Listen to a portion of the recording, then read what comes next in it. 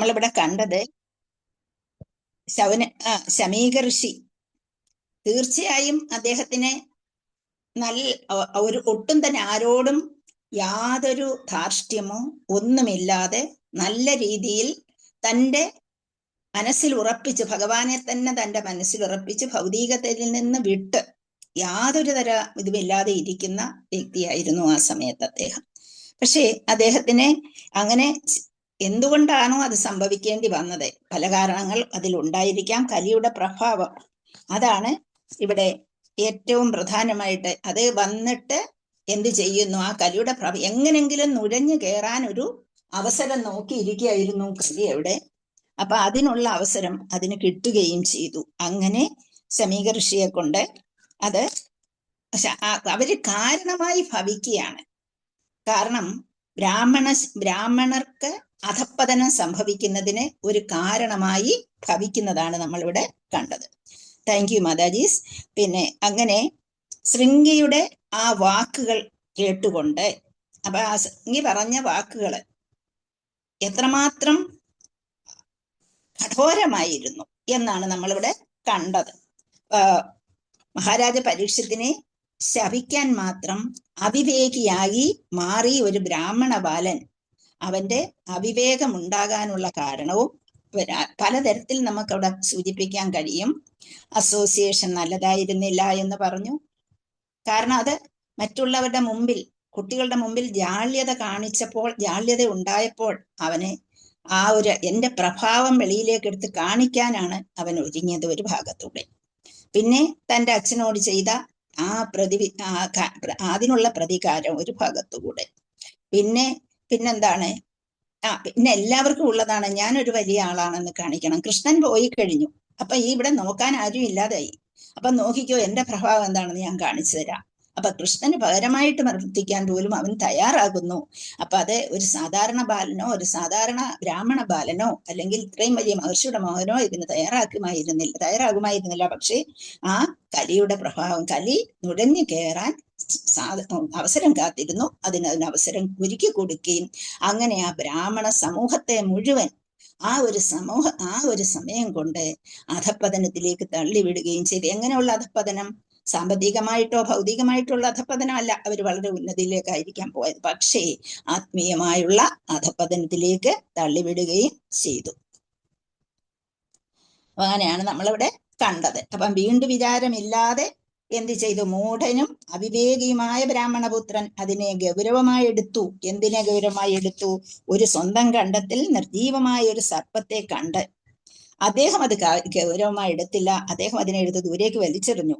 അപ്പം അത് അദ്ദേഹം ഒരു വലിയ കാര്യമായിട്ട് കണ്ടില്ലെങ്കിൽ പോലും ആ കുട്ടി അത് ഗൗരവമായി എടുക്കുകയും കലിയുടെ മായിക പ്രഭാവത്തിൽ അകപ്പെട്ട് വീണ്ടും വിചാരമില്ലാതെ രാജാവിനെ ശപിക്കുകയും ചെയ്തതായിട്ട് നമ്മളിവിടെ കണ്ടു. ഇനി നമ്മൾ 41-ാമത്തെ ശ്ലോകമാണ് എടുക്കാൻ പോകുന്നത്. ഹരേ കൃഷ്ണ.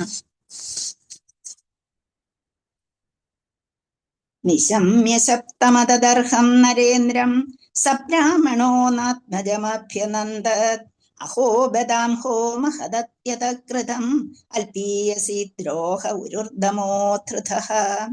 നിശമ്യ സപ്തമതദർഹം നരേന്ദ്രം സബ്രാഹ്മണോ നാത്മജമഭ്യനന്ദത് അഹോ ബദാം ഹോ മഹദത്യതകൃതം അൽപീയസി ദ്രോഹ ഉരുർദമോധൃതഃ. നിശമ്യ സപ്തമതദർഹം നരേന്ദ്രം സബ്രാഹ്മണോ നാത്മജമഭ്യനന്ദത് അഹോ ബദാം ഹോ മഹദത്യതകൃതം അൽപീയസി ദ്രോഹ ഉരുർദമോധൃതഃ. നിശമ്യ സപ്തമതർഹം നരേന്ദ്രം. നിശമ്യ ശബ്ദം, ശാപം, ശബ്ദം ശപിച്ചത് നിശമ്യ കേട്ടിട്ട്, അതദർഹം ഒരിക്കലും അല്ലാത്ത, ഒരിക്കലും ദണ്ഡിക്കേണ്ട ആവശ്യമില്ലാത്ത അധദർഹം നരേന്ദ്രം, അങ്ങനെയുള്ള ആ നരേന്ദ്രനെ, പിന്നീട് ആ നരേന്ദ്രൻ മീൻസ് നരന്മാരിൽ ഉത്തമനായ രാജാവിനെ, സബ്രാഹ്മണോ നാത്മജമഭ്യനന്ദത്, ആ ബ്രാഹ്മണ ഋഷി ആത്മജം അഭ്യനന്ദത്, അത് കേട്ടിട്ട് പ്രശംസിച്ചതേയില്ല. തന്റെ പുത്രനെ, ആത്മജനെ പ്രശംസിച്ചതേ ഇല്ല എന്ന് പറയുന്നു. അഹോ ബദാം ഹോ മഹദത്യതകൃതം. അഹോ കഷ്ടം, എന്നാണ് പറഞ്ഞത്. ബദ ബദ ബദാംഹോ, ബദ പ്ലസ് അംഹ എന്ന് പറഞ്ഞാൽ ഭാഗ്യ വിപര്യം പാപങ്ങൾ ചെയ്തു. ഭാഗ്യ കഷ്ടം എന്നുള്ളത് നമ്മൾ പറയത്തില്ലേ, അയ്യോ എന്ത് ഭാഗ്യമില്ലായ്മയാണത് എന്ന് പറയുന്നത് പോലെ ആ അംഹ പാപങ്ങൾ, ബദാംഹോ എന്ന് പറഞ്ഞാൽ അംഹ എന്ന് വെച്ചാൽ പാപങ്ങൾ, ബദ എന്ന് വെച്ചാൽ ഭാഗ്യ വിപരീതം. എത്ര പാപം ചെയ്യേണ്ടി വന്നു, കഷ്ടം. മഹദത്യതകൃതം, മഹത്തായ ഇന്ന് ഈ മഹത്തായ എന്താണ് ഏറ്റവും പ്രധാനമായിട്ട് നമ്മൾ കാണേണ്ടിയിരുന്ന അതിനെ എന്ത് ചെയ്തു, ഒരു ശാപത്തിലേക്ക് വലിച്ചെറിഞ്ഞു. തേ അങ്ങേ തേ കൃത, താ കൃതാന്നേ അവിടെ ശ്ലോകത്തിലുള്ളൂ. മഹദത്യതകൃത അത് നമ്മൾ വിരിച്ചെടുക്കുമ്പോ തേ എന്ന് വരും, എന്നാലേ അർത്ഥം ശരിയാവുള്ളൂ. തേ അങ്ങ് സ്വയം കൃതം നിർവഹിക്കുക. അൽപീയസി ദ്രോഹ ഉരുർത്തമോ ധൃത, അൽപീയസി അപ്രധാനമായ അപരാധം അദ്ദേഹം ചെയ്തിട്ടുണ്ടാകാം. അപ്രധാനമായിട്ടുള്ള ഒരു അപരാധമാണ് അദ്ദേഹം ചെയ്തത്. അപ്പൊ അതിന് അത്യന്തം ഘോരമായ അൽപീയസി ദ്രോഹം ഉരുർത്തമോ ധൃത, അത്യന്തം ഘോരമായ ഉരു എന്ന് വെച്ചാൽ അത്ര ഘോരമായിട്ടുള്ള ഒരു ശിക്ഷയാണ് ഈ കുട്ടി അദ്ദേഹത്തിന് നൽകിയത് എന്നുള്ളതാണ്. അപ്പം നിശമ്യ സപ്തം അതദർഹം നരേന്ദ്രം സബ്രാഹ്മണോ നാത്മജമഭ്യനന്ദ അഹോ ബദാഹോ മഹദത്യതകൃതം അൽപീയസി ദ്രോഹ ഉരുർദമോ ധൃത. ഹരേ കൃഷ്ണ. ശ്ലോകം വായിക്കും. ഹരേ കൃഷ്ണ. ഓം നമോ ഭഗവതേ വാസുദേവായ. നിശമ്യ ശബ്ദമദർഹം നരേന്ദ്രം സബ്രാഹ്മണോനാത്മജമഭ്യനന്ദ അഹോ ബദാംഹോ മഹദത്യതകൃതം അൽപീയസി ദ്രോഹ ഉരുർദമോ ധൃതഃ. ഹരേ കൃഷ്ണ. ഹരേ കൃഷ്ണ. Thank you Mataji. നാത്മജമഭ്യനന്ദൻ കേട്ടോ, നാത്മജമഭ്യനന്ദൻ. ഹരേ കൃഷ്ണ. വിവർത്തനം. ശ്രീല പ്രഭുപാദി കി ജയ്, ഗുരുദേവ് കി ജയ്, പ്രഭുപാദി കി ജയ്. നരന്മാരിൽ സർവശ്രേഷ്ഠനും ഉത്തമ രാജാവുമാകയാൽ ഒരിക്കലും അപരാധി എന്ന് വിധിക്കപ്പെടാനാകാത്ത പരീക്ഷിത് മഹാരാജാവ് സ്വപുത്രനിൽ നിന്ന് ശാപഗ്രസ്തനായി എന്ന് തന്റെ പുത്രനിൽ നിന്ന് ശ്രവിച്ച ശമീക ഋഷി അവനെ പ്രശംസിച്ചില്ലെന്ന് മാത്രമല്ല പ്രതിദ്വ ഇപ്രകാരം പശ്ചാത്തപിക്കാൻ ആരംഭിക്കുകയും ചെയ്തു. അയ്യോ കഷ്ടം, എത്ര ഘോരമായ അപരാധമാണ് എന്റെ പുത്രൻ ചെയ്തിരിക്കുന്നത്. നിസ്സാരമായ ഒരു തെറ്റിനവൻ കടുത്ത ശിക്ഷയാണ് നൽകിയത്. ഹരേ കൃഷ്ണ. ശ്രീലപ്രഭുവാദിക്ക്. അപ്പൊ ഇത്ര അദ്ദേഹത്തിന് തോന്നിയത് ഇതാണ്. അപ്പൊ അറിവിന്റെ പ്രത്യേകതയാണ്. അറിവ് നേടിയത് കൊണ്ടും ആയില്ല, ആ അറിവിനെ എങ്ങനെ നമ്മൾ ഉപയോഗിക്കുന്നു എന്നുള്ളതാണ് ഇവിടെ നോക്കേണ്ടത്. ഈ അറിവെല്ലാം ഈ അച്ഛൻ മകന് പറഞ്ഞു കൊടുത്തിരുന്നു. യാതൊരു രീതിയിൽ അറിവില്ലാത്ത വ്യക്തി ആയിരുന്നില്ല ശൃംഗി എന്ന് നമുക്കറിയാം. ആ കുമാരന് അതെല്ലാം അറിയാമായിരുന്നു. ശമീക മഹർഷി സർവ്വതും പഠിപ്പിച്ചു കൊടുത്തതുമാണ്. അപ്പൊ എന്തുകൊണ്ട് അങ്ങനെ വന്നു എന്നുള്ളത് നമ്മൾ ഒരു ഭാഗത്ത് നമ്മൾ കലിയെ കുറ്റം പറയുന്നു, അത് ഒരു വേറൊരു ഭാഗത്തെ. പക്ഷേ അവിടെ വരാൻ കാരണം അവന് എന്ത് സംഭവിച്ചു, അവന്റെ ആ സംഘത്തിന്റെ പ്രത്യേകത ഒരു ഭാഗത്ത് നിൽക്കുന്നു. അതുപോലെ തന്നെ എല്ലാവർക്കും ഉണ്ട്, ഞാൻ മറ്റുള്ളവരുടെ മുമ്പിൽ മോശമാകരുത്. അവിടെ ഒരു എന്ത് വേണം, എനിക്ക് നല്ല ഒരു ഇത് വേണം, പ്രശസ്തി കിട്ടണം. ആ പ്രശസ്തിക്ക് വേണ്ടി ഞാനൊരു വലിയ ആളാണെന്ന് അറിയിക്കണം, അത്രയേ ഉള്ളൂ. അപ്പൊ അങ്ങനെ ഒരു ധാരണ നമ്മളെ സാധാരണ മനുഷ്യരിൽ എല്ലാവരിലും ഉള്ളതാണ്.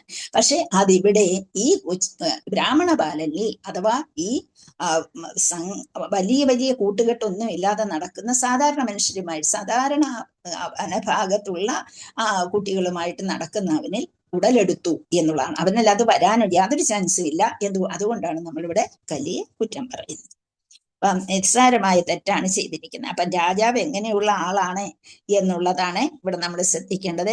ഭഗവാന്റെ പ്രതിനിധിയായിട്ടാണ് രാജാവ് ഭരിക്കുന്നത്. അതും പ്രത്യേകിച്ച് പരീക്ഷിത് മഹാരാജാവ്, യുധിഷ്ഠിര മഹാരാജാവ്, ഇവരൊക്കെ അവര് ഭഗവാനായിട്ട് തന്നെയാണ് കാണേണ്ടത് എന്നുള്ളതാണ്. കാരണം സർവഗുണങ്ങളും നിറഞ്ഞു നിൽക്കുന്ന രാജാവായിരുന്നു അവര്. രാജാവ് അപരാധം ഒരിക്കലും പ്രവർത്തിക്കാറില്ല എന്നുള്ളത്. അപ്പം രാജാവിന് അപരാധിയായ ഒരു ബ്രാഹ്മണപുത്രനെ തൂക്കിലേറ്റാൻ വിധിക്കാമെന്നാണ് പറയുന്നത്. അതിന് എന്തും രാജാവിന് ആ സമയത്ത് ആ ശാപത്തെ തിരസ്കരിക്കാനുള്ള കഴിവുണ്ട്. എന്നിട്ട് അദ്ദേഹം തിരസ്കരിച്ചില്ല. അപ്പൊ ഒരു ബാലനെ വധിച്ചു എന്ന് കരുതി അദ്ദേഹം ഒരിക്കലും ഒരു അപരാധിയാകില്ല, ദണ്ഡനാർഹനുമല്ല. അപ്പൊ അതിനെ ശ്രീലപ്രഭു അതിലൊരു എക്സാമ്പിൾ പറഞ്ഞിട്ടുണ്ട്. നമ്മൾ ഹോസ്പിറ്റലിൽ ഒരു രോഗിയെ കൊണ്ടുപോയി, ചിലപ്പോൾ ആ രോഗി മരിച്ചു പോകാം, ചിലപ്പോൾ രക്ഷപ്പെടാം.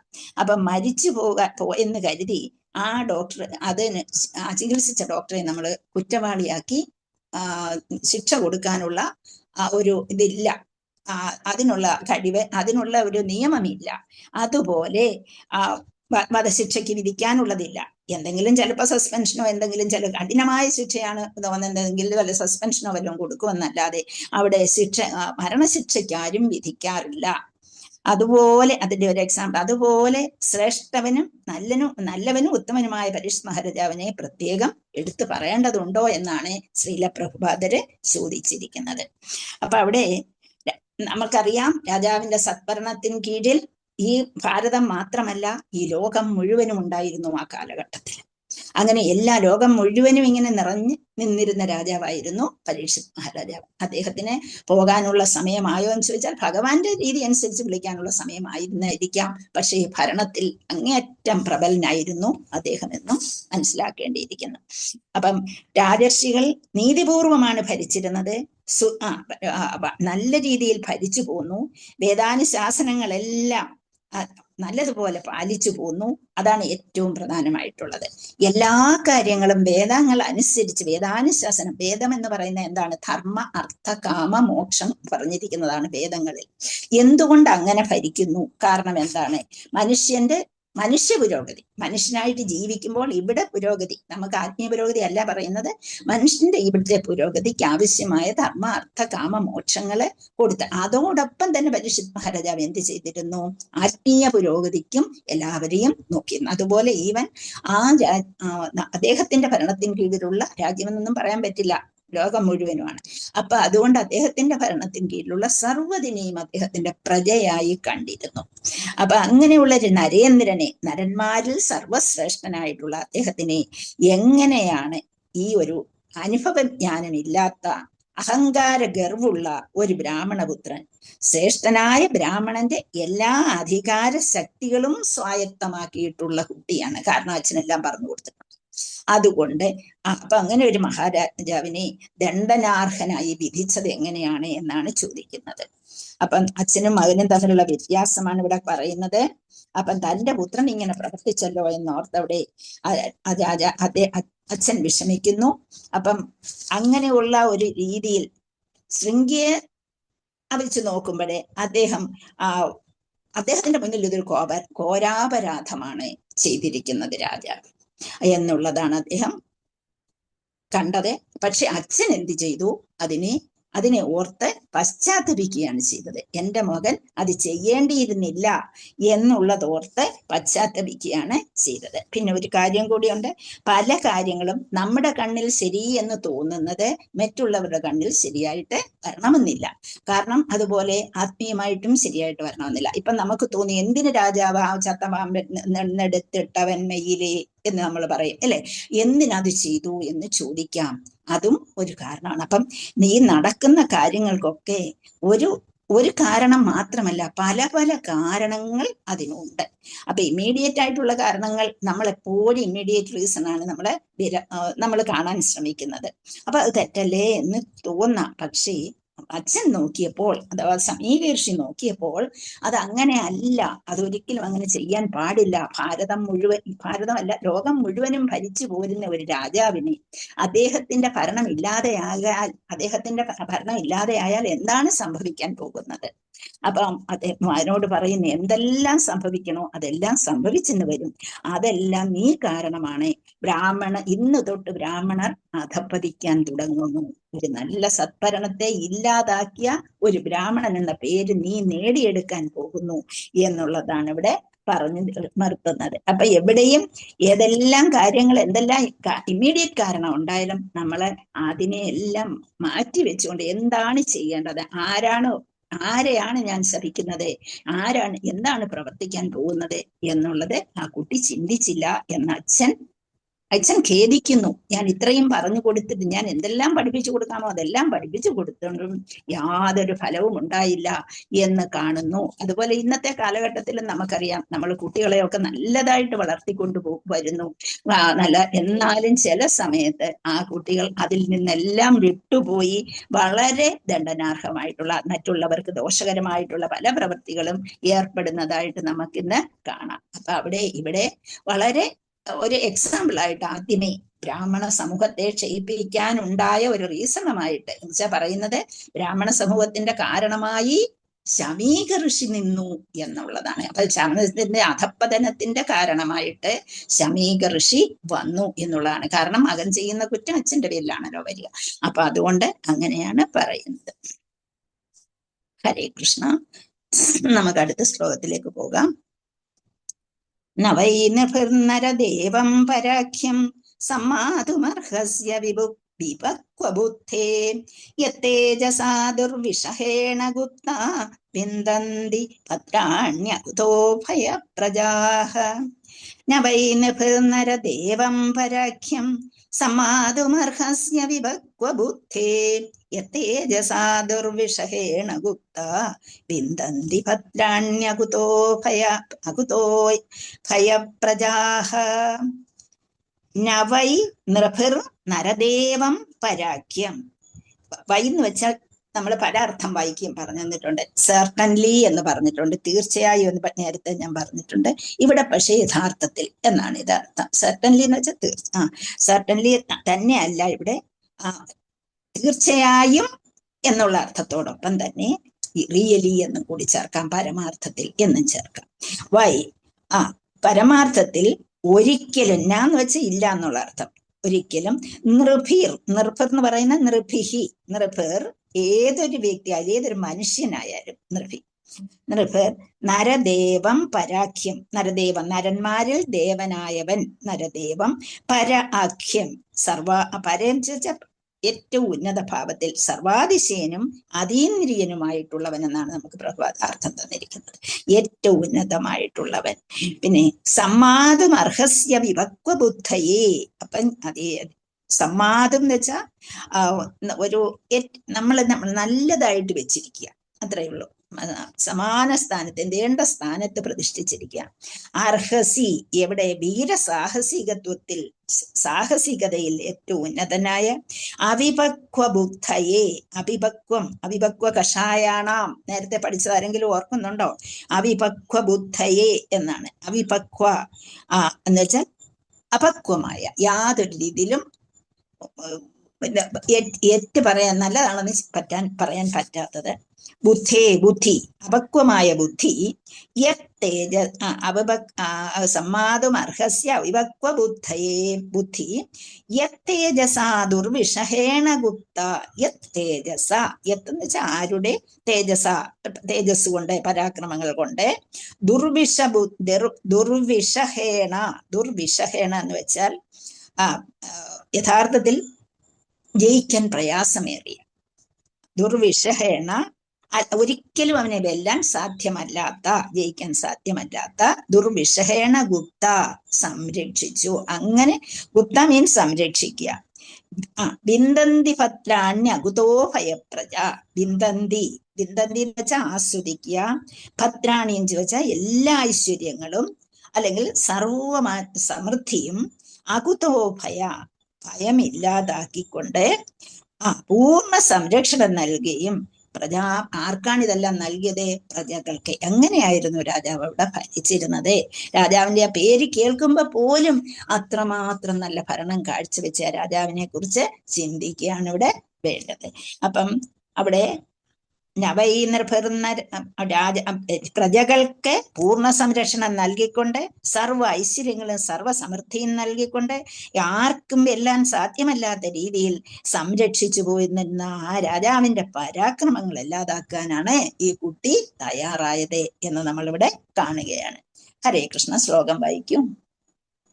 ഹരേ കൃഷ്ണ മധുജി. ഹരേ കൃഷ്ണ. വായിച്ചോട്ടെ മധുജി? വായിച്ചോളൂ.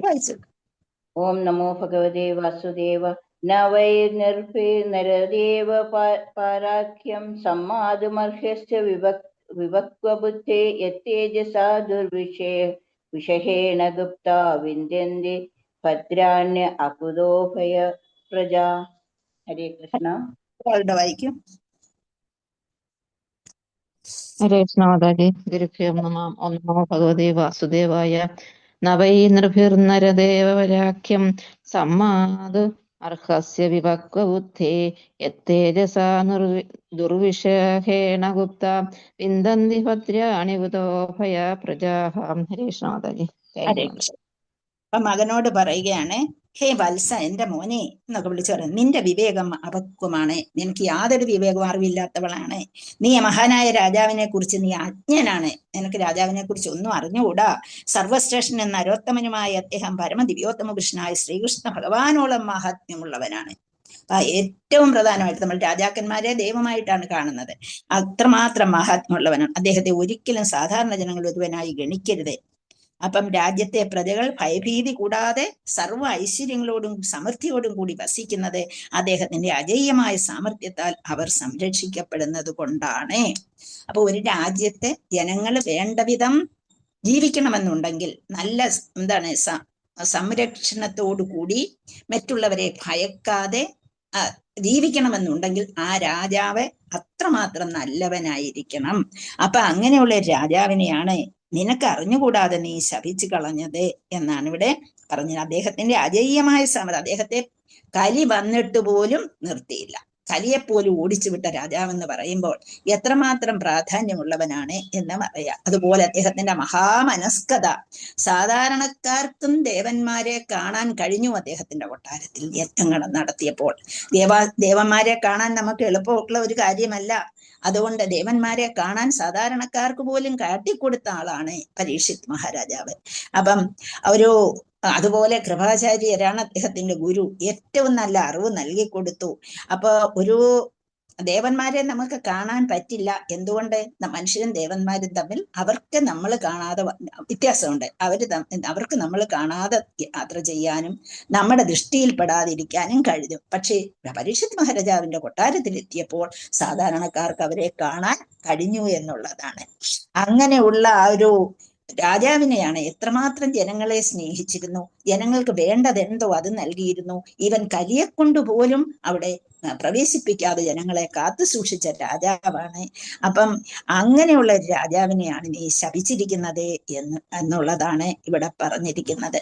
അപ്പം ഭഗവാനെ കാണുന്നത് എത്രമാത്രം പ്രയാസമേറിയ ഒരു കാര്യമാണ്. ഭഗവാനെ കാണുക എന്ന് പറയുന്നത് അപൂർവം പരിശുദ്ധ ഭക്തന്മാരെ എങ്ങനെ അവരുടെ ദർശനത്തിൽ അവർക്ക് കാണാൻ കഴിഞ്ഞിട്ടുണ്ട് അത് നമുക്കറിയാം. പക്ഷേ അവരുടെ മുന്നിൽ പ്രത്യക്ഷനായി ഭഗവാൻ അനുഗ്രഹിച്ചിട്ടുണ്ട്. അപ്പൊ അങ്ങനെയുള്ള ഭഗവാനെ ഈക്വൽ മീൻസ് ഭഗവാന് തുല്യമെന്നല്ല, ആ ഭഗവാനെ നമ്മൾ എങ്ങനെ കാണുന്നോ അതുപോലെ ഒരു രാജ്യത്ത് രാജാവിനെ കാണണം എന്നുള്ളതാണ്. കാരണം ആ രാജാവിന്റെ ഭരണം കൊണ്ടാണ് ആ രാജ്യത്ത് ജനങ്ങൾ മുന്നോട്ട് പോയി ഭഗവാനിലേക്ക് എത്തിച്ചേരേണ്ടത്. ഭഗവാനിലേക്ക് പോകാനുള്ള മാർഗം ഒരുക്കുന്നത് രാജാവാണ്. അപ്പൊ അതുകൊണ്ട് അങ്ങനെ അയം ഹി പരമോലാഭ ഉത്തമ ശ്ലോക ദർശനം. ഉത്തമ ശ്ലോക ദർശനം എന്ന് പറയുന്ന പരമോലാഭമാണ്. അത് കിട്ടുന്നത് വളരെ വളരെ പ്രയാസമേറിയതുമാണ്. ആര് പറഞ്ഞ വാക്കാണെന്ന് അറിയാമോ? ഞാൻ നേരത്തെ പറഞ്ഞിട്ടുണ്ട്. അയം ഹി പരമോലാഭ ഉത്തമ ശ്ലോക ദർശനം. കുചേലൻ പറഞ്ഞ വാക്കാണ് അല്ലേ? അപ്പൊ അങ്ങനെ ഈ ത്രിഭുവനം അടക്കി അരുളുന്ന മഹാപ്രഭുവിനെ കാണാൻ കൈക്കലേതും കൂടാതെ ഞാൻ എങ്ങനെ പോകുമെന്ന് ചിന്തിച്ചുകൊണ്ട് പിന്നെ അദ്ദേഹത്തിന്റെ മനസ്സിൽ വരുന്നു അയം ഹി പരമോലാഭ ഉത്തമ ശ്ലോക ദർശനം. ആ ഉത്തമ ശ്ലോക ദർശനം കിട്ടണമെന്നുണ്ടെങ്കിൽ അതിന് തക്ക സംവിധാനം ജീവിക്കുന്നിടത്തും ഉണ്ടാകണം. അപ്പം ഒരു ഈശ്വര വിശ്വാസമില്ലാത്ത ഒരു രാജ്യത്ത് എങ്ങനെയാണ് മനുഷ്യന് ഭഗവാനെ കാണാൻ കഴിയുക? അപ്പൊ അങ്ങനെ ഉള്ള ഒരു രാജാവിനെയാണ് ഇവിടെ ഭഗവാനെ നമുക്കറിയാം. ശ്രീരാമചന്ദ്രന്റെ കാലഘട്ടത്തെ കുറിച്ചും എല്ലാവരെയും ആത്മീയ ലോകത്തിലേക്ക് കൊണ്ടുപോയതും പലരും അങ്ങനെ ചെയ്തിട്ടുണ്ട്. അപ്പൊ ഇവിടെ രാജാവ് സംരക്ഷിച്ചുകൊണ്ട് എല്ലാവരെയും ശുദ്ധീകരിച്ച് ഭഗവാനിലേക്ക് എത്തിക്കാൻ ശ്രമിച്ചുകൊണ്ടിരുന്ന രാജാവിനെയാണ് നീ ഇല്ലാതാക്കിയത് എന്നുള്ളതാണ് ഇവിടെ പറയുന്നത്. അപ്പൊ ഒരിക്കലും സാധാരണ ജനങ്ങളിൽ ഒരുവനായി കാണിക്കരുത്. രാജ്യത്തെ പ്രജകൾ ഭയഭീതി കൂടാതെ സർവൈശ്വര്യങ്ങളും കൊണ്ടും സമൃദ്ധിയോടും കൂടി വസിക്കുന്ന അദ്ദേഹത്തിന്റെ അജയമായ സാമർഥ്യത്താലാണെന്ന് നീ അറിഞ്ഞില്ലല്ലോ എന്ന് ദുഃഖിക്കുകയാണ് ശമീകർഷി അവിടെ ഇരുന്നുകൊണ്ട്. സർവ്വതിനെയും നശിപ്പിച്ചു കളഞ്ഞല്ലോ എന്നൊക്കെ നമ്മൾ പറയത്തില്ലേ? അപ്പൊ എന്താണ്? നമ്മള് നിത്യധർമ്മത്തിന് പ്രാധാന്യം കൊടുക്കണം. അതുപോലെ നൈമിത്തിക കർമ്മവും നമ്മൾ ചെയ്യണം. രണ്ടും ഉണ്ടെങ്കിൽ മാത്രമേ നമ്മുടെ ജീവിതം മുന്നോട്ട് പോവുകയുള്ളൂ. ഇത് രണ്ടും നടക്കണമെന്നുണ്ടെങ്കിൽ നമ്മൾ എന്ത് ചെയ്തിരിക്കണം? നല്ല രീതിയിലുള്ള ഒരു സംവിധാനം നമ്മൾ വസിക്കുന്നിടത്ത് ഉണ്ടാകണം. അതില്ലാതെ വരുമ്പോഴാണ് ഭക്തിക്ക് യാതൊരു പ്രാധാന്യവും ഇല്ലാതെ വരുന്നത്. അപ്പം അതുകൊണ്ട് നീ ചെയ്തത് തെറ്റാണ് എന്നാണ് ഇവിടെ പറയുന്നത്. അപ്പൊ നമുക്ക് ഭക്തി പല രീതിയിൽ വരാം. പക്ഷെ എങ്ങനെയായാലും ഭക്തി നമ്മുടെ മനസ്സിൽ അങ്കുരിക്കണമെന്നുണ്ടെങ്കിൽ അതിനുള്ള ഒരു സാഹചര്യം, അത് പറഞ്ഞ് മനസ്സിലാക്കാനുള്ള ആൾക്കാരെ കിട്ടണം. അത് കിട്ടണമെങ്കിൽ അതിനുള്ള സാഹചര്യം ഉണ്ടാകുകയും വേണം. അങ്ങനെ പ്രജകൾ ഭയഭീതി കൂടാതെ സർവ്വ ഐശ്വര്യങ്ങളും സമൃദ്ധിയോടും കൂടി വസിക്കുന്നത് അദ്ദേഹത്തിന്റെ സാമർഥ്യത്താലായിരുന്നു. പക്ഷേ അത് നീ ഇല്ലാതെയാക്കിയല്ലോ എന്നാണ് ദുഃഖം ഇവിടെ കാണുന്നത്. അപ്പം നമ്മളെ ദിവസേന നമുക്ക് നിത്യധർമ്മവും ഉണ്ട് അല്ലെ? നിത്യധർമ്മം നമ്മൾ ചെയ്യേണ്ടതായിട്ടുണ്ട്. പിന്നെ സ്വധർമ്മവുമുണ്ട്. സ്വധർമ്മം നമ്മൾ ചെയ്യുമ്പോൾ എന്താണ് തമ്മിലുള്ള വ്യത്യാസം? സ്വധർമ്മവും നിത്യധർമ്മം നമ്മൾ എപ്പോഴും പറയുന്നതാണ്. ആരെങ്കിലും പറയും? സ്വധർമ്മം എന്താണ്? നിത്യധർമ്മം എന്താണ്? ഭഗവാന് വേണ്ടി ചെയ്യുന്നത് എന്ത്? ഏത്? സ്വധർമ്മം. സ്വധർമ്മം എന്താണ്? സ്വധർമ്മം എന്ന് പറയുന്നത് എന്താണ്? നമ്മളെ ഏത് നിലയിലാണോ നിൽക്കുന്നത് ആ നിലയിൽ നിന്നുകൊണ്ട് നമ്മൾ ചെയ്യേണ്ട കർമ്മങ്ങളെയാണ് സ്വധർമ്മം എന്ന് പറയുന്നത്. പക്ഷെ നിത്യധർമ്മം എന്ന് പറയുന്നത് നമ്മൾ ഡെയിലി ചെയ്യേണ്ട കാര്യം അല്ലേ? സ്വധർമ്മവും നിത്യധർമ്മം ഡെയിലി നിത്യം ചെയ്യേണ്ട കാര്യങ്ങളാണ് നിത്യധർമ്മം എന്ന് പറയുന്നത്. സ്വധർമ്മം എന്ന് പറഞ്ഞാൽ നമ്മൾ ഏത് സ്റ്റേജിൽ നിൽക്കുന്നോ അവിടെ നിന്നുകൊണ്ട് സ്ഥാനേ സ്ഥിത സുടികതാം ധനുവാങ് മനോഭിർ എന്ന് പറയും. അപ്പൊ ബ്രഹ്മാവ് പറയുന്നു അല്ലെ, സ്ഥാനേ സ്ഥിത, ഏത് സ്ഥലത്താണോ ഏത് പൊസിഷനിലാണോ നമ്മൾ നിൽക്കുന്നത്, ബ്രാഹ്മണനോ ക്ഷത്രനോ വൈശ്യനോ ശൂദ്രനോ ഒക്കെ ആകട്ടെ, ആ നിൽക്കുന്ന പൊസിഷനിൽ നിന്നുകൊണ്ട് എവിടെയാണോ നമ്മുടെ സ്ഥാനം അവിടെ നിന്നുകൊണ്ട് ചെയ്യേണ്ട കാര്യങ്ങളെയാണ് സ്വധർമ്മം എന്ന് പറയുന്നു. നിത്യധർമ്മം നമ്മൾ ദിവസേന ചെയ്യേണ്ട കാര്യം. അപ്പൊ അത് രണ്ടും വേണ്ട വിധത്തിൽ ചെയ്യുമ്പോഴാണ് നമുക്ക് എന്തുണ്ടാകുന്നത്? നമുക്ക് വേണ്ട വിധത്തിലുള്ള സംരക്ഷണവും ഭക്തിയിലേക്ക് പോകാനുള്ള ഇതും വരുന്നത്. പക്ഷെ എല്ലാവരും പോകുമോ എന്ന് ചോദിച്ചാൽ ഇല്ല. കുറെ ആൾക്കാരൊക്കെയും അങ്ങനെ എന്തിലേക്ക് പോകും? ധർമാർത്ഥകാമത്തിൽപ്പെട്ട് ഇവിടെ തന്നെ കിടക്കുകയും ചെയ്യും. എല്ലാവർക്കും അങ്ങ് പോകാൻ പറ്റില്ലല്ലോ. അപ്പൊ അതുകൊണ്ട് അങ്ങനെയും പറയാം. ഹരേ കൃഷ്ണ. ഇനി അടുത്ത ശ്ലോകം. അലക്ഷ്യമാണേ നരദേവതാന്നി രഥാംഗബാണാവയമംഗലോകം തഥാഹി ചൗരപ്രചുരോ വിനക്ഷ്യദ്യരക്ഷ്യമാണോ വിവരൂഥവക്ഷണാത്. അലക്ഷ്യമാണേ നരദേവനാംനി രഥാംഗബാണാവയമംഗലോകഃ തഥാഹി ചൗരപ്രചുരോ വിനക്ഷ്യദ്യരക്ഷ്യമാണോ വിവരൂഥവക്ഷണാത്. അവിവരൂഥ വക്ഷണാത് അങ്ങനെയാണ്. തഥാഹി ചൗര പ്രചുരോ വിനക്ഷ്യതി അരക്ഷ്യമാണോ അവിരൂഥ വക്ഷണാത്. അതാണ് നമ്മൾ ചേർത്ത് വായിക്കുമ്പോൾ തഥാഹി ചൗര പ്രചുരോ വിനക്ഷ്യത്യരക്ഷ്യമാണോ വിവരൂഥ വക്ഷണാത്. അലക്ഷ്യമാണേ. അപ്പം നരദേവ രാജത്വമായ എന്നുവെച്ചാൽ ഏക രാജാവിന്റെ ഭരണത്തിന് കീഴിലായിരുന്നു എല്ലാം. അലക്ഷ്യമാക്കുക, ഇല്ലാതെയാക്കുക. നാന്നി, ആരുടെ നാമത്തിലാണോ, രഥാംഗപാണോ, ഭഗവാന്റെ പ്രതിനിധിയായി നിൽക്കുന്ന ആരുടെ നാമത്തിലാണോ ഈ രാജ്യത്തെ ഭരണമെല്ലാം കൊണ്ടുപോയിക്കൊണ്ടിരുന്നത്. രഥാംഗപാണാവയമംഗലോക. രഥാംഗപാണ എന്ന് പറഞ്ഞാൽ ഭഗവത് പ്രതിനിധിയായിട്ടുള്ള ആള്. രഥ അംഗപാണൗ അംഗലോക. അപ്പം അംഗ എന്ന് വെച്ചാൽ അല്ലയോ മകനെ എന്ന് വിളിച്ചുകൊണ്ട് ഈ ലോകം തഥാഹി ഉടൻ തന്നെ ചൗരം എന്ന് വെച്ചാൽ കള്ളന്മാര്, ചൗരാഷ്ടകം എന്ന് കേട്ടിട്ടുണ്ട് അല്ലെ? കള്ളന്മാര് പ്രചുര വളരെയധികം വിനക്ഷ്യതി പരാജയപ്പെടുത്തുന്നു. പിന്നെ ആരക്ഷ്യമാണ് സംരക്ഷിക്കപ്പെടാതെ വരുമ്പോൾ അവിവരൂഥവത് ആട്ടിൻകുട്ടികളെ പോലെ തക്ഷണം അങ്ങനെ പറഞ്ഞു കൊടുക്കുകയാണ് മകനെ. ഇതിനെയും പറഞ്ഞു കൊടുത്തിട്ട് എന്ത് കാര്യമല്ലേ? അപ്പൊ എന്താണ് പറ്റിയിരിക്കുന്നത് എന്ന് പറഞ്ഞു കൊടുക്കുകയാണ്. ചൗരന്മാര് വന്നിട്ട് തൽക്ഷണം എന്ത് ചെയ്യും? ഈ ഇവിടെ കാണുന്ന നല്ല മനുഷ്യരെ എല്ലാം പരാജയപ്പെടുത്തിക്കൊണ്ട് അവരെ എല്ലാം അരക്ഷ്യമാണരാക്കിക്കൊണ്ട് ആട്ടിൻകുട്ടികളെ തോൽപ്പിച്ചെടുക്കുന്നത് പോലെ തൽക്ഷണം എന്ത് ചെയ്യും? ഈ നല്ലവരെ എല്ലാം ഇല്ലാതാക്കുകയും ഭരണത്തെ എല്ലാം മോശമാക്കി മാറ്റുകയും ചെയ്യും.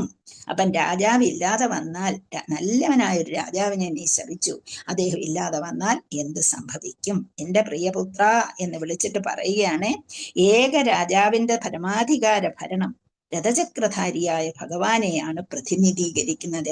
രഥാംഗപാണേ എന്ന് വിളിക്കും നമ്മളല്ലേ, അദ്ദേഹത്തെയാണ് പ്രതിനിധീകരിക്കുന്നത്. ഈ രാജകീയ ഭരണം നശിക്കുമ്പോൾ ലോകം മുഴുവൻ കള്ളന്മാരെ കൊണ്ടും കൊള്ളക്കാരെ കൊണ്ടും നിറയും.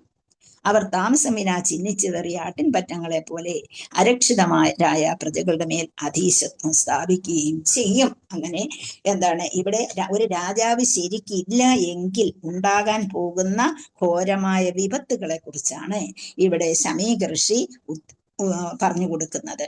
ഹരേ കൃഷ്ണ. ശ്ലോകം വായിച്ചില്ലല്ലോ, ആരാണ്? ഹരേ കൃഷ്ണ മാതാജി. ഹരേ കൃഷ്ണ. ഓം നമോ ഭഗവതേ വാസുദേവായ. അലക്ഷ്യമാണീ നരദേവ നാംനി രഥാംഗപാണാവയമംഗലോക തഥാ ഹി ചൗരപ്രചുരോ വിനക്ഷ്യത്യരക്ഷ്യമാണോ അവിവരൂധവക്ഷണാത്. ഹരേ കൃഷ്ണ മാതാജി. Thank you Mataji. ഹരേ കൃഷ്ണ. രഥാംഗപാണാവയം അംഗലോക വേണം, പ്ലൂറലാണ് കേട്ടോ. ലോകം മുഴുവൻ. ലോക എന്ന് പറയുമ്പോൾ ലോകത്തിലുള്ള ഒരാളെ വരത്തുള്ളൂ. ലോക എന്നുള്ളത് പറയണേ. ഹരേ കൃഷ്ണ. വേറൊരാളൂടെ വായിച്ചോളൂ. ഹരേ കൃഷ്ണ. വായിക്കട്ടെ മാതാജി. നമോ ഭഗവതേ വാസുദേവായ. അലക്ഷ്യമാണീ നരദേവ നാംനി രഥാംഗപാണാവയമംഗലോക തഥാ ഹി ചൗരപ്രചുരോ വിനക്ഷ്യന്ത്യ അലക്ഷ്യമാണോ അവിവരുധവക്ഷണാത്. ഹരേ കൃഷ്ണ. ഞാൻ ഈ രണ്ടുപേരെ കൊണ്ട് വായിപ്പിക്കുന്ന, വായിക്കാത്ത ആരെങ്കിലും വായിച്ചോട്ടെന്ന് കരുതിയാണ്. പക്ഷെ അവരാരും മുന്നോട്ട് വരാൻ തയ്യാറാകുന്നില്ല അല്ലേ. അപ്പൊ അലക്ഷ്യം എന്താണ് പറയുന്നത്? ആ ഒരു രാജ്യത്തിന് എന്താണ് സംഭവിക്കാൻ പോകുന്നത് എന്നുള്ളത്. അപ്പം നമ്മൾ ഇതുപോലെ വേറൊരു രാജാവിന്റെ കാര്യം നമ്മൾ നേരത്തെ പറഞ്ഞിരുന്നു അല്ലെ. എന്താ, ഏത് രാജാവാണ്? രാജഭരണം ഇല്ലാതെ വരുമ്പോഴുണ്ടാകുന്ന വേന രാജാവിന്റെ കാര്യം പറഞ്ഞിരുന്നു. വേന രാജാവിന്റെ അച്ഛൻ വളരെ നല്ലതായിട്ട് ഭരിച്ചു വന്നിരുന്നു. അപ്പോഴേ വേനൻ ആ രാജാവ് എന്ത് ചെയ്തു? കാലം കഴിഞ്ഞിട്ട് അദ്ദേഹത്തിന്റെ മകൻ ഇതുപോലെ തന്നെ, ഇതുപോലെയല്ല, മകനുണ്ടായ അധപ്പതനം കാരണം അദ്ദേഹത്തിന് ഭരണം വിട്ടിട്ട് മനസ്സ് മടുത്ത് രാജ്യം വിട്ടുപോകുന്നു. പിന്നെ അങ്ങോട്ട് ഭരണം തുടങ്ങി മകൻ ഭരണം തുടങ്ങിക്കഴിഞ്ഞു കഴിഞ്ഞപ്പോൾ വളരെ വളരെ ബ്രാഹ്മണരെ ഒന്നും ശ്രദ്ധിക്കാതെ, ബ്രാഹ്മണരുടെ ഉപദേശത്തിനനുസരിച്ച് ഭരിക്കേണ്ട രാജ്യം ബ്രാഹ്മണരുടെ വാക്കുകൾക്ക് ഒട്ടും തന്നെ പ്രാധാന്യം കൊടുക്കാതെ വന്നു. അപ്പം ബ്രാഹ്മണര് ദേഷ്യപ്പെട്ടു. അക്കാലത്തെ ബ്രാഹ്മണര് ശപിച്ചു കഴിഞ്ഞാൽ സർവ്വതിനെയും ഭസ്മമാക്കാൻ. അങ്ങനെ ആ ബ്രാഹ്മണരുടെ ഭരണത്തെ ബ്രാഹ്മണരുടെ ഹെൽപ്പ് ഒന്നും നോക്കാതെ അദ്ദേഹം ഭരിച്ചു. അവസാനം രക്ഷയില്ലാതെയായി, വളരെയധികം രക്ഷയില്ലാതെയായി കഴിഞ്ഞപ്പോൾ എന്ത് ചെയ്തു? അവര് തന്നെ അവരുടെ വാക്കുകളാൽ, അവരുടെ ശാപത്താൽ ഇദ്ദേഹത്തെ വധിക്കുകയാണ് ചെയ്യുന്നത്. വധിച്ചു കഴിഞ്ഞപ്പോൾ എന്ത് സംഭവിച്ചു? ഭരണം നടത്താൻ ആളില്ലാതെ വരുന്നു. അപ്പൊ ഭരണം നടത്താൻ ആളില്ലാതെ വരുന്ന അവസരത്തിൽ എന്ത് സംഭവിക്കുന്നു? എല്ലാവരും ഭരണാധികാരികളായി മാറും. നമുക്കറിയാമല്ലോ, ഭരണാധികാരികൾ ഇല്ലാതെ ഒരു വീട്ടിലൊരച്ഛൻ നല്ലതായിട്ട് കാര്യങ്ങൾ നടത്തിക്കൊണ്ട് പോകുമ്പോൾ ആ വീടിന് നല്ല ഒരു ഉയർച്ചയുണ്ടാകും. അതേസമയം ഇപ്പം മക്കളെല്ലാവരും കൂടി, ഇപ്പം ഇന്നത്തെ കാലത്ത് പിന്നെ ഒരു മോനോ ഒരു മോളോ ഉള്ളതുകൊണ്ട് പിന്നെ നോക്കണ്ട. അന്ന് നേരത്തെയൊക്കെ ആണെങ്കിൽ പല മക്കളുണ്ട്, 3-4 മക്കളുള്ളിടത്ത് എല്ലാവരും കൂടി അധികാരം ഏറ്റെടുക്കുകയും വടക്കിടുകയും ചെയ്യുമ്പോൾ ഉണ്ടാകുന്ന ഒരു അധപ്പതനം ഇവിടെയും ഉണ്ടായി. അപ്പൊ എന്ത് സംഭവിച്ചു? രാജ്യത്തുള്ളവരെല്ലാം കയറി അങ്ങോട്ട് കൊള്ളന്മാരും കള്ളന്മാരും വീടുകൾ ആക്രമിക്കാനും എല്ലാം ഇല്ലാതാക്കാനും ഒക്കെ തുടങ്ങി. അങ്ങനെ ആ രാജ്യം അധപ്പതിച്ചു എന്നുള്ളതാണ്. അപ്പോഴാണ് എന്ത് ചെയ്യുന്നത്? രാജാവ്, ബ്രാഹ്മണര് വീണ്ടും ആ ശരീരം കടഞ്ഞെടുത്ത് പൃഥു മഹാരാജാവ്, ഭഗവാൻ തന്നെ പൃഥുവായിട്ട് വരുന്ന കഥ നമ്മൾ ഭാഗവത്തിൽ പഠിക്കും. അപ്പൊ പൃഥു മഹാരാജാവ് വരുന്നത്. അപ്പൊ ഇവിടെ ബ്രാഹ്മണരൊക്കെ അത്രമാത്രം പ്രാഗൽഭ്യമുള്ളവരായിരുന്നു, അത്രമാത്രം അവരുടെ ശബ്ദത്തിന് അത്രമാത്രം വിലയുണ്ടായിരുന്നു എന്ന് നമ്മൾ മനസ്സിലാക്കണം. ഇവിടെ അതിനെ ഇല്ലാതാക്കിയാണ് ഈ കുട്ടി ചെയ്തത് എന്നുള്ളതാണ്. ഇപ്പൊ ശ്രീമദ് ഭാഗവതം അനുസരിച്ച് രാജകീയ ഭരണം പരമദിവ്യോത്തമ പുരുഷനായ ഭഗവാനെ പ്രതിനിധീകരിക്കുന്നതാണ്. രാജാവ് പരിപൂർണനും നിരപേക്ഷനും പരവുമായ പരമദിവ്യോത്തമ പുരുഷന്റെ പ്രതിനിധിയായി വിശേഷിപ്പിക്കുന്നു. അങ്ങനെ ജീവാത്മാക്കളെ പരിരക്ഷിക്കാനായി ഈശ്വരന്റെ ഗുണങ്ങൾ സ്വായത്തമാക്കാൻ പരിശീലനം സിദ്ധിച്ചവനാണ് രാജാവ് എന്ന് പറയുന്നത്. ചുമ്മാ വെറുതെ ഒരു രാജാവ് ആവുകയല്ല, ഈശ്വര ഗുണങ്ങളെല്ലാം നിറഞ്ഞു നിൽക്കുന്നവനായിരിക്കണം യഥാർത്ഥ രാജാവ് എന്നുള്ളത്.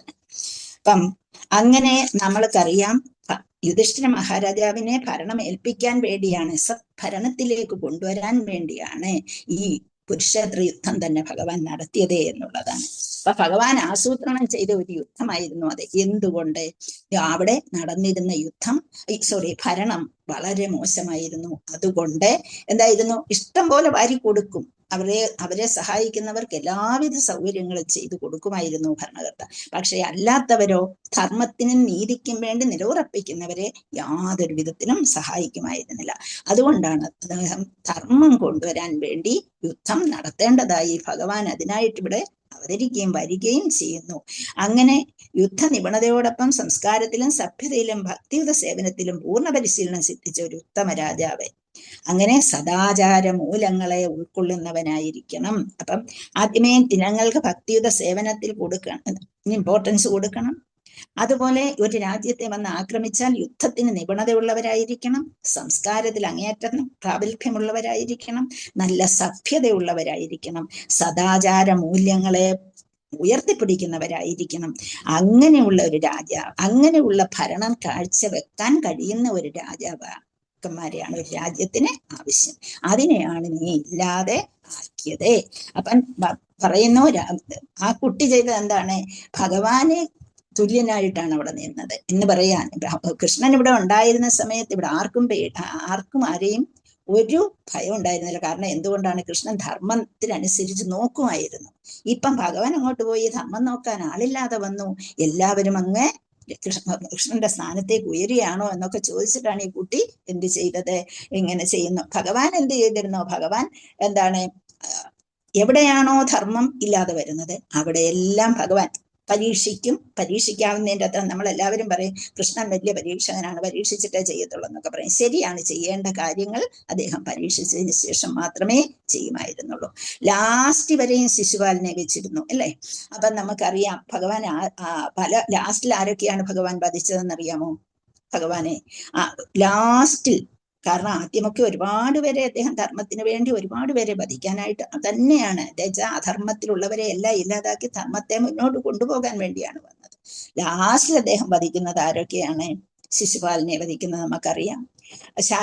അതിന്റെ കൂട്ടുകാരായിട്ടുള്ള ശാല്വനെ, അതുപോലെ പൗണ്ഡ്രക വാസുദേവനെ, ദന്തവക്രനെ, വിദൂരഥനെ, അങ്ങനെ ഇവരെല്ലാം ലാസ്റ്റിലാണ് വധിക്കുന്നത്. ലാസ്റ്റിൽ അവരെല്ലാം വധിച്ചതിന് ശേഷം രാജ്യം ധർമ്മത്തിൽ അധിഷ്ഠിതമാക്കി. അതാണ് ഒരു രാജാവിന്റെ കഴിവെന്ന് പറയുന്നത്. ധർമ്മത്തിലേക്ക് കൊണ്ടുവരിക, വധിക്കുന്നതിലല്ല. വധിക്കേണ്ടവരെ വധിക്കേണ്ടടുത്ത് വധിക്കണം, അല്ലാതെ വെച്ചേക്കാൻ പറ്റില്ലല്ലോ. അപ്പൊ ആ ധർമ്മത്തിന് വേണ്ടി നിൽക്കാത്തവരെ ഉപദേശത്തിൽ കൂടിയോ വാക്കുകളിൽ കൂടിയോ ഏതെല്ലാം രീതിയിൽ, പല രീതിയിലും നോക്കി ഒട്ടും പറ്റാതെ വരുമ്പോഴാണ് വധം നടത്തേണ്ടതായിട്ട് വരുന്നത്. എല്ലാ വിധത്തിലും മുന്നോട്ട് കൊണ്ടുപോകാൻ നോക്കുമ്പോൾ അവിടെ പ്രതിബദ്ധമായി നിന്നുകൊണ്ട് വീണ്ടും ഉപദ്രവങ്ങൾ അടിച്ചു വിടുമ്പോഴാണ് മരണത്തിലേക്ക് കൊണ്ടുപോകുന്നത് എന്ന് നമുക്ക് അറിയാം. അങ്ങനെ ഉള്ള പരിപൂർണമായിരുന്ന ഒരു രാജാവിനെയാണ് ഇവിടെ ഇല്ലാതാക്കിയതെന്ന് പറഞ്ഞേക്കുന്നു. ഏകരാജ ശാസനം എന്ന് പറയുന്നത് വളരെ നല്ലതാണ്. അപ്പൊ പരിശീലനം സിദ്ധിച്ച ഒരു രാജാവ് ഇനി വകയ്ക്ക് കൊള്ളാത്ത നൂറുകണക്കിന് മന്ത്രിമാരെക്കാൾ എത്രയോ മെച്ചമാണ്. അപ്പൊ ഇനി രാജാവ് അങ്ങ് പോയി, ഇനി ആരാണുള്ളത്? മന്ത്രിമാരാണ്. അവരെങ്ങനെ ഭരിക്കുമെന്ന് എങ്ങനെ കരുതാൻ കഴിയും നമുക്ക്? അതുകൊണ്ട് ഇനി അവരെല്ലാം എന്താണ് ചെയ്യാൻ പോകുന്നത്? അങ്ങനെ കലിയുഗത്തിന്റെ ക്രൂരമായ ആക്രമണങ്ങൾക്ക് വിധേയരാകുകയാണ് ഇനിയും ചെയ്യാൻ പോകുന്നത്. രാജാവുള്ളപ്പോൾ ആ കലിയെ മാറ്റി നിർത്തിയിരുന്നു, ഇനി അത് സംഭവിക്കില്ലല്ലോ എന്ന് പറയുകയാണ്. അപ്പൊ അങ്ങനെ രാജാവില്ലാത്ത അത്തരം ഭരണത്തിന്റെ പരിണത ഫലങ്ങൾ ഇനിയും ഈ പറയുന്ന ശ്ലോകങ്ങളിൽ പറയാൻ പോവുകയാണ്. ഹരേ കൃഷ്ണ. തദദ്യനപാപമുപൈത്യനന്വയം എന്നഷ്ടനാഥസ്യ വസോർവിലുംബകാത് പരസ്പരം ഗ്രന്ഥി ചപന്തി വ്യഞ്ജതേ പശൂൻ സ്ത്രീയോർത്ഥാൻ പുരുതസ്യ ഭോജനാഃ തദത്യനപ്പാവമുപത്യനന്വയം യന്നഷ്ടനാഥസ്യ വസോർവിലുംബകാത് പരസ്പരം ഘ്നന്തി ശപന്തി വ്യഞ്ജതേ പശൂൻ സ്ത്രീയോർത്ഥാൻ പുരുതസ്യ ഭോജനാഃ. തദത്യ എന്ന് പറഞ്ഞാൽ തതേ പ്ലസ് അദ്യ എന്നാണ് അതിനെ പിരിക്കേണ്ടത്. തദത്യനപ്പാവമുപത്യനന്വയം, തത ഇക്കാരണത്താൽ, അദ്യ തത് അദ്യ ന പാപമുപൈത്യ നന്വയം. തത എന്ന് വെച്ചാൽ ഇക്കാരണത്താൽ, അദ്യ ഈ ദിവസം മുതൽ, അദ്യ എന്ന് വെച്ചാൽ ഇന്നു മുതൽ, നഹ നഹ എന്ന് വെച്ചാൽ എപ്പോഴും ഇവിടെ ഇല്ല എന്നുള്ള അർത്ഥമല്ല, നമ്മളിൽ ഉപൈത്യ നന്വയം, ഉപൈത്യ നന്വയം, പാപഫലം. ഉപൈതി എന്ന് പറഞ്ഞാൽ മലയാളത്തിലും നനച്ചിരിക്കാതെ, ഉപൈതി എന്ന് വെച്ചാൽ ആലോചിച്ചിരിക്കാതെ ആരോ വന്നല്ലോ എന്നൊക്കെ പറയില്ലേ, അതുപോലെ ഉപൈതി നനച്ചിരിക്കാതെ പിടികൂടും, പാപഫലം നമ്മെ പിടികൂടും. അന്വയം അതുകൊണ്ട് ശിഥിലീകരണം ഉണ്ടാകുകയും ചെയ്യും. അപ്പൊ പാപഫലം നമ്മെ പിടികൂടും, ശിഥിലീകരണം ഉണ്ടാകും. പിന്നടുത്തത് എന്താണ്? യന്നഷ്ടനാഥസ്യ വസോർവിലുംബകാത്. യന്നഷ്ടനാഥസ്യ, യത്തെ പ്ലസ് നഷ്ടയാണ് യന്നഷ്ട എന്ന് പറയുമ്പോൾ. യത്തെ എന്ന് വെച്ചാൽ അതുകൊണ്ട്, നഷ്ടപ്പെടുത്തി, അതുകൊണ്ട് നീ നഷ്ടപ്പെടുത്തി. നാഥസ്യ പരമാധികാരത്തെ, വസോർ വിലുംബകാതെ, വസോഹോ എന്നാണ് അവിടെ. വസോഹോ എന്ന് വെച്ചാൽ സമ്പത്ത്. വിലുംബകാതെ കൊള്ളയടിക്കുക, വിലുംബകാത് കൊള്ളയടിക്കിയാൽ. പിന്നെ അടുത്തത് എന്താണ്? വിലുംബകാത് പരസ്പരം ഘ്നന്തി ശപന്തി വ്യഞ്ജതേ. പരസ്പരം അന്യോന്യം, ഘ്നന്തി വധിക്കും, ശപന്തി ദ്രോഹം പ്രവർത്തിക്കും, വ്യഞ്ജതേ കൊള്ളയടിക്കും, പശൂൻ സ്ത്രീയോ അർത്ഥാൻ പുരുതസ്യ ഭോജനാഃ. പശൂൻ മൃഗങ്ങളെയെല്ലാം വധിച്ചു കഴിക്കും, സ്ത്രീജനങ്ങളെ സംരക്ഷിക്കില്ല, അർത്ഥാൻ സ്വത്തുക്കൾ സംരക്ഷിക്കില്ല. ഭൂരിപക്ഷം ആൾക്കാരും കള്ളന്മാരായ ജനങ്ങളായി മാറുകയും ചെയ്യും. കിട്ടുന്ന അവസരം നോക്കി എല്ലാവരും കൊള്ളയടിക്കാൻ തയ്യാറാവുകയും ചെയ്യുമെന്നാണ് ഇവിടെ പറഞ്ഞു കൊടുക്കുന്നത്. അപ്പം ഇനി അങ്ങനെ ഒരു സമയമാണ് വരാൻ പോകുന്നത്, നീ കാരണം എന്ന് പറഞ്ഞ അച്ഛൻ മനസ്സിലാക്കുകയാണ്. തദത്യനപ്പാവം ഉപൈത്യനന്വയം എന്നഷ്ടനാഥസ്യ വസോർവിലുംബകാത് പരസ്പരം ഗ്രന്ഥി ശപന്തി വ്യഞ്ജതേ പശൂൻ സ്ത്രീയോ അർത്ഥാൻ പുരുതസ്യ ഭോജനാഃ. സ്ത്രീയോർത്ഥാൻ എന്ന് പറഞ്ഞാൽ മതി, അർത്ഥാൻ എന്നാണ് അവിടെയെങ്കിലും. നമ്മളെ ഓ വന്നിട്ട് പിന്നെ ആ വരുമ്പോഴേ ഓ ചേർത്ത് പറഞ്ഞാൽ മതി. അതുകൊണ്ടാണ് പശൂൻ സ്ത്രീയോർത്ഥാൻ പുരുതസ്യ ഭോജനാഃ. ശ്ലോകം വായിച്ചോളൂ. മാതാജി. നമോ ഭഗവതേ വാസുദേവായ. തദത്യനാപാപ ഉപത്യന്വാന്വയം യന്നഷ്ടനാഥസ്യ വസോർവിലുംബകാത് പരസ്പരം ഘനന്തി ശപന്തി വൃഞ്ജതേ പശുൻ സ്ത്രീയോർത്ഥാൻ പുരുതസ്യ ഭോജനഃ. നമോ ഭഗവതേ വാസുദേവായ. തദദ്യനാം പാപമുപൈത്യനന്വയം യന്നഷ്ടനാഥസ്യ വസോർവിലംബകാത് പരസ്പരം ഘ്നന്തി ശപന്തി വ്യഞ്ജതേ പശുൻ സ്ത്രീയോ അർത്ഥാൻ പുരുതസ്യ ഭോജനാ. ഹരേ കൃഷ്ണ മാതാജി. Thank you Mataji. ഒന്നുകൂടെ ശ്രദ്ധിക്കണേ. തദദ്യന പാപം ഉപൈത്യനന്വയം. ഉപൈത്യ എന്ന് വെച്ചാൽ നനച്ചിരിക്കാതെ, അനന്വയം എന്നുള്ളതാണ്. ഉപൈത്യനന്വയം ചേർത്ത് അനന്വയമാണ് അവിടെ കേട്ടോ. എന്നഷ്ടനാഥസ്യ വസോർ വിലുംബകാത് എന്നാണ്. വിലുംബകാത് എല്ലാവരും ശ്രദ്ധിച്ചോളൂ. അത് പരസ്പരം ഘനന്തി അല്ല, ഘ്നന്തി. പരസ്പരം ഘ്നന്തി ശപന്തി വ്യഞ്ജതേ പശൂൻ സ്ത്രീയോർത്ഥാൻ പുരുതസ്യ ഭോജനാഃ. അപ്പം വിവർത്തനം ശ്രീല പ്രഭുപാദ് ജയ്. രാജകീയ ഭരണം അവസാനിക്കുന്നതിനാൽ കള്ളന്മാരും കൊള്ളക്കാരും ജനങ്ങളുടെ സമ്പത്ത് കൊള്ളയടിക്കും. മാത്രവുമല്ല, രാജ്യത്ത് വിപുലമായ സാമൂഹ്യ സ്ഥിരീകരണം സംഭവിക്കും. ജനങ്ങൾ വധിക്കപ്പെടുകയും ദ്രോഹിക്കപ്പെടുകയും ചെയ്യും. കൂടാതെ മൃഗങ്ങളും സ്ത്രീജനങ്ങളും അപഹരിക്കപ്പെടും. ഈ അഖില പാപങ്ങൾക്കും നമ്മൾ ഉത്തരവാദികളായി തീരും. അപ്പം കാരണം നമ്മൾ എന്തുകൊണ്ട് ഉത്തരവാദികളായി? രാജാവിനെ ഇല്ലാതാക്കിയത്, രാജാവിനെ വധശിക്ഷ കൊടുത്തു എന്നുള്ളതാണ് ഏറ്റവും വലിയ. ഒരു വധശിക്ഷ ചെയ്യത്തക്ക രീതിയിലാണോ ഒരു ചത്തുകിടന്ന പാമ്പിനെ എടുത്ത് ആ കഴുത്തിലോട്ട് ഇട്ടുപോയി? അത് ഒരു വധശിക്ഷയ്ക്ക് പറ്റിയതായിരുന്നോ എന്ന് നീ ആലോചിക്കാനാണ് പറഞ്ഞു കൊടുക്കുന്നത്. അപ്പം ഒരു രാജാവ് വേണ്ട രീതിയിൽ ഭരിച്ചുകൊണ്ടിരുന്നത് കൊണ്ട് ഇവിടെ കൊള്ളക്കാർക്കോ കള്ളന്മാർക്കോ കൊള്ളയടിയുമില്ല, രാജ്യത്തെ ശിഥിലീകരണവുമില്ല, ജനങ്ങളെല്ലാം നല്ല രീതിയിൽ പൊയ്ക്കൊണ്ടിരുന്നു, ദ്രോഹം നടന്നിരുന്നില്ല. പ്രത്യേകിച്ച് മൃഗങ്ങളെ വളരെയധികം സംരക്ഷിച്ചിരുന്നു. അതുപോലെ സ്ത്രീജനങ്ങളെ ആരും ഉപദ്രവിച്ചിരുന്നില്ല. ഈ എല്ലാ പാപങ്ങൾക്കും നീയാണ്, നമ്മൾ എന്നാണ് പറയുക. കാരണം എന്തുകൊണ്ട് നീ എന്ന് പറയുന്നില്ല അവിടെ? കാരണം അദ്ദേഹത്തെ വളർത്തിവിട്ടത് അച്ഛനായതുകൊണ്ട് മകൻ ചെയ്യുന്ന തെറ്റിന് അച്ഛൻ കൂടി കാരണമായി ഭവിക്കുന്നു. അതാണ് നമ്മൾ ഉത്തരവാദികളായി തീരുമെന്ന് പറഞ്ഞത്. ഭാവാർത്ഥം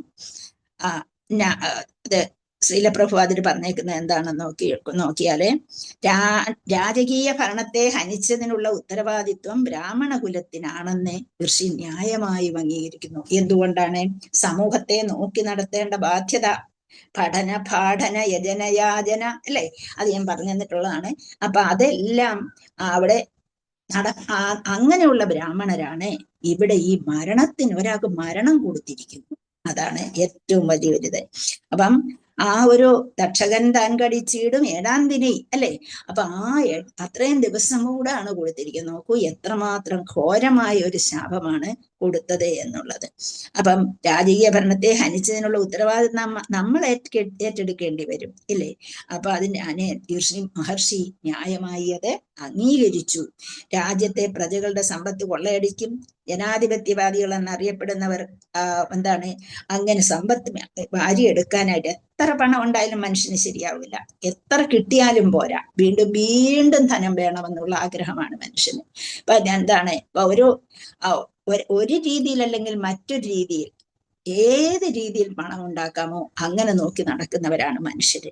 അപ്പൊ സമ്പത്തിനെ കൊള്ളയടിക്കാനുള്ള അവസരം കിട്ടുമ്പോൾ അതിനെ വിട്ടുകൊടുക്കില്ല. അപ്പൊ പിന്നെ ജനാധിപത്യവാദികൾ എന്നൊക്കെ അറിയപ്പെടുന്ന ആൾക്കാര് ഈ അവസരം പ്രയോജനപ്പെടുത്തി വേണ്ട രീതിയിൽ മോഷണം നടത്താൻ ശ്രമിക്കുകയും ചെയ്യും. ഇതിപ്പം നമുക്ക് പറഞ്ഞു തരേണ്ട കാര്യമില്ല, കാരണം ഇന്നിത് സംഭവിച്ചുകൊണ്ടിരിക്കുകയാണ് അല്ലെ. അപ്പൊ അതുകൊണ്ട് അങ്ങനെ അവിടെ ഭരണകർത്താക്കൾ പോലും, ഭരിക്കാൻ വരുന്ന ആൾക്കാർ പോലും മോഷണം നടത്തി എല്ലാം എടുക്കും. ജനങ്ങൾ വളരെ വളരെ വളരെ താഴ്ന്നു പോകും. ജനങ്ങളെ ദ്രോഹിക്കാൻ ഒരു രാജാവിന് പകരം അനേക രാജാക്കന്മാർ വളർന്നു വരികയും ചെയ്യും. ഒരു നല്ല രാജഭരണത്തിന്റെ അഭാവത്തിൽ ഓരോരുത്തരും ധനം, സമ്പത്ത്, മൃഗങ്ങൾ, സ്ത്രീജനങ്ങൾ മുതലായവയെ അപഹരിച്ച് ശല്യക്കാരായി തീരുകയും ചെയ്യും. അങ്ങനെ കാരണഭൂതന്മാരായി മാറുന്നത് നമുക്ക് കാണാം.